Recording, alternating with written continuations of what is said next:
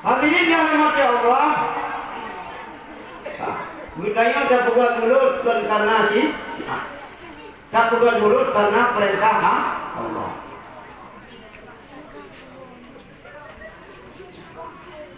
Dan itanya silakan bengin ke Jepang sampai anak tu tidak di. Satu tidak dipanggil satu tidak kayaknya deh. Kecuali yang anggap punah deh, aku beda sore deh jam berapa?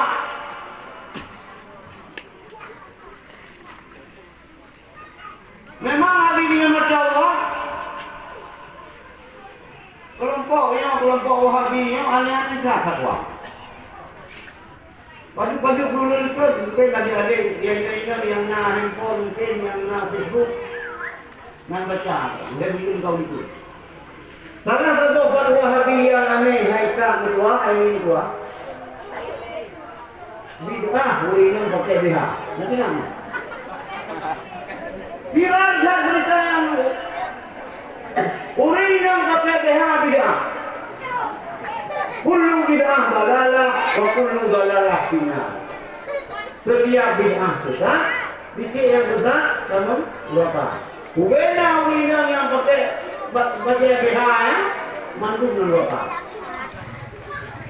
Jadi Hanale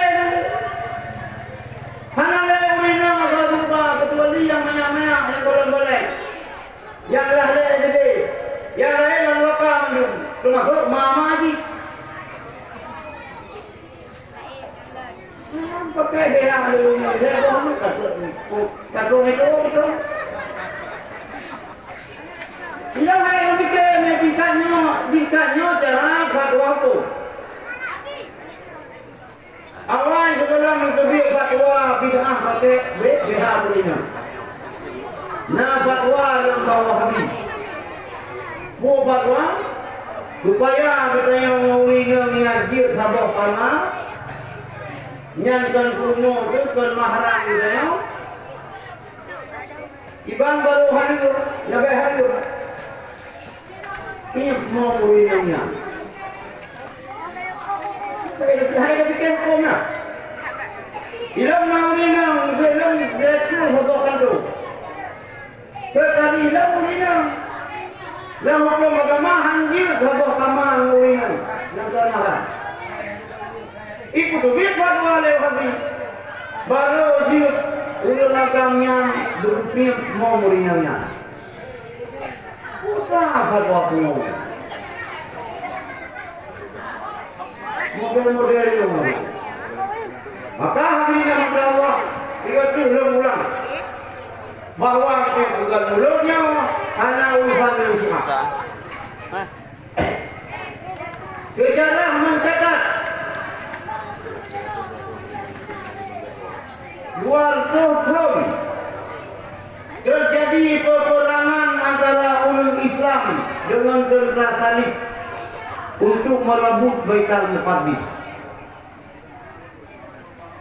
Baitul Muqaddis.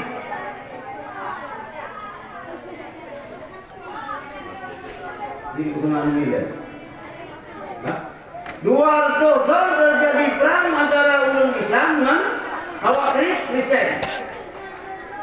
Untuk merebut Baitul Muqaddis.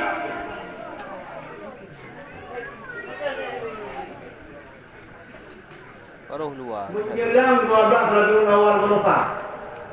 Tunjuk. Kamu dulu ni kau ikut saya. Muharram ikut saya. Mulut ikut saya.